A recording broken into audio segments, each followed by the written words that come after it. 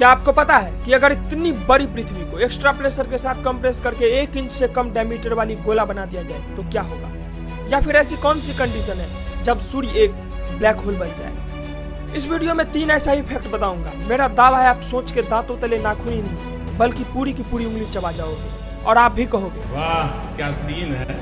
Fact number 3, आपको तो पता ही है हमेशा से नई खोज करना इंसान की फितरत रही है। ऐसे में वो किसी भी हद तक जाने को तैयार है।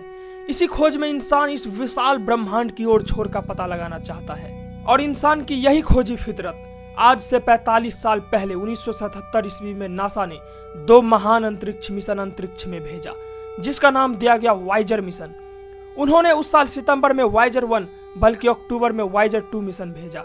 अभी तक उन दोनों ने हमारी सोलर सिस्टम के कई राज खोल चुके हैं जिसमें कि प्लैनेट, सैटेलाइट, सूर्य और स्पेस से संबंधित कई इंपॉर्टेंट जानकारियां हैं। आज वो हमसे इतनी दूर है। 1990 ईस्वी में वायेजर 1 ने लास्ट बार अपना कैमरा पृथ्वी की ओर घुमाया और इस फोटो को ली। ये देखिए, पृथ्वी एकमात्र बिंदु की तरह दिख रही है। अब आप सोचिए हमारी पृथ्वी का इस ब्रह्मांड में क्या अस्तित्व है? सिर्फ एक मिट्टी के धूल के बराबर जो कभी भी बिखर सकती है। आज वायेजर 2 हमसे 17 अरब किलोमीटर बल्कि वायेजर 1 20 अरब किलोमीटर दूर पहुंच चुकी है। 2013 में वायेजर 1 ने हमारी पूरी सोलर सिस्टम को क्रॉस कर गई। इसका मतलब है अगर किसी भी खगोलीय घटना से हमारी पूरी सोलर सिस्टम क्रैश कर जाती है तो इस ब्रह्मांड में इंसान के द्वारा बनाई गई सिर्फ एक निशानी बचेगी, वो है वायेजर 1। आज भी वे दोनों मिशन सही सलामत काम कर रहा है लेकिन अभी वो बूढ़ा हो चुका। इनकी बैटरी अभी लास्ट स्टेज पे है। वायेजर प्रोग्राम के मैनेजर सूजी डॉट बताते हैं कि वो अभी इंटरस्टेलर स्पेस में घुस चुकी है जहां बिल्कुल घुप अंधेरा है क्योंकि सोलर सिस्टम क्रॉस करने के कारण अब वहां प्रकाश की कोई स्रोत नहीं बची है, जिसके कारण उसकी कैमरा को बंद कर दी गई जिससे कि उसकी बैटरी कम खर्च हो और सुदूर ठंडी अंतरिक्ष में वे गर्म रह सके और कुछ सालों तक और सरवाइव कर सके। सूजी डॉट कहते हैं कि अगले 10 सालों में दोनों मिशन को बंद करना होगा। ये पूरी मानवता के लिए एक बहुत दुखद दिन होगा। हालांकि तब तक वे दोनों अपनी बेहद दिलचस्प जिंदगी का सफर पूरा कर लिया होगा लेकिन दोनों स्पेसक्राफ्ट अंतरिक्ष में हमेशा के लिए मौजूद रहेंगे। शायद इंसान या अपने जैसे किसी और सभ्यता के इंसानियत को ये दूत मिल सके जिससे कि वो इन यानों में लगे ग्रामोफोन रिकॉर्ड्स के जरिए मानवता का संदेश पढ़ सकेंगे। फैक्ट नंबर 2, दोस्तों आपने ब्लैक होल के बारे में जरूर सुना होगा कि ये बड़े से बड़े स्टार को निगल जाता है, पर क्या आपको पता है कि आखिर ये ब्लैक होल बनता कैसे है? शॉर्ट में कहे तो सूर्य से हजारों गुना ज्यादा हैवी मास का स्टार जब अपने लाइफ के लास्ट स्टेज पे होता है तो वो अपने ही पावरफुल ग्रेविटेशन के कारण अपने में ही कंप्रेस यानी वॉल्यूम कम कर लेता है। कारण उस पे पहले के प्रेशर के कंपैरिजन में लाखों गुना ज्यादा प्रेशर लगता है। फलस्वरूप वो ब्लैक होल बन जाता है। उससे भी आसान भाषा में कहे तो अगर अपनी सूर्य को ब्लैक होल बनना है तो अपने सूर्य जैसे कम से कम 20 सूर्य को आपस में मिलकर कंप्रेस होके सिर्फ 30 किलोमीटर डायमीटर वाली गोला में बदलना होगा, तब जाके कहीं ब्लैक होल बन पाएगा, वो भी सिर्फ मीडियम साइज का स्टेलर ब्लैक होल। और डाटा के अनुसार अगर इतनी बड़ी पृथ्वी को ब्लैक होल बनना है तो उसको अपने में ही कंप्रेस होकर 1 इंच से भी कम 0.7 इंचेस डायमीटर वाली गोले में बदलना होगा।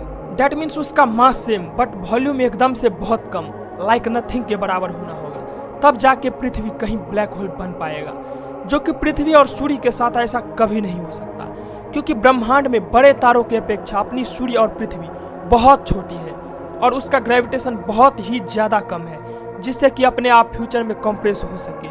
तो सवाल यह है कि फ्यूचर में आखिर अपनी सूर्य और पृथ्वी का अंत कैसे होगी? इसको जानने के लिए आपको नेक्स्ट वीडियो का इंतजार करना होगा। फैक्ट नंबर 1, दोस्तों नेहा जी ने आपको तारों के शहर में तो नहीं ले जा पाई पर अगले 4-5 सालों में मैं आपको चांद के शहर में जरूर पहुंचा दूंगा। एक्चुअली बात यह है कि यूएई के हबीबी लोग दुबई को दुनिया का सबसे अद्वितीय शहर बनाने पे तुले हुए हैं। दिमाग घसका तो दुनिया का सबसे ऊंची बिल्डिंग बुर्ज खलीफा बना दिया। इससे भी मन नहीं भरा तो दुनिया का सबसे बड़ा मॉल द दुबई मॉल बना डाला। मन अब भी नहीं भरा तो वे लोग फ्यूचर ऑफ द म्यूजियम बना दिया। खिलाड़ी इतना बड़ा निकला कि समुद्र में ही शहर बसा दिया। लेकिन उसका ये प्रोजेक्ट देखकर आपको सच में मजा ही आ जाएगा।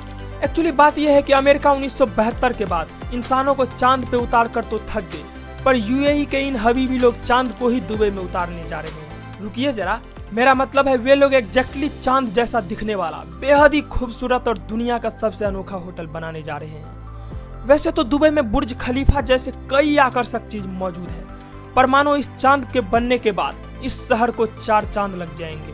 इस प्रोजेक्ट को बनाने का भार मून वर्ल्ड रिजॉर्ट्स ने लिया है। इस कॉलोनी को एग्जैक्ट ऐसे डिजाइन करी जाएगी जिससे यहाँ रहने वाले लोगों को रियल चांद पे रहने का एहसास हो। ये छोटा सा चांद 662 मीटर परिधि के साथ 224 मीटर ऊंचा होगी। इसके अंदर कसिनो, नाइट क्लब, रेस्टोरेंट और वेलनेस सेंटर जैसे कई लग्जरियस चीज मौजूद होगी।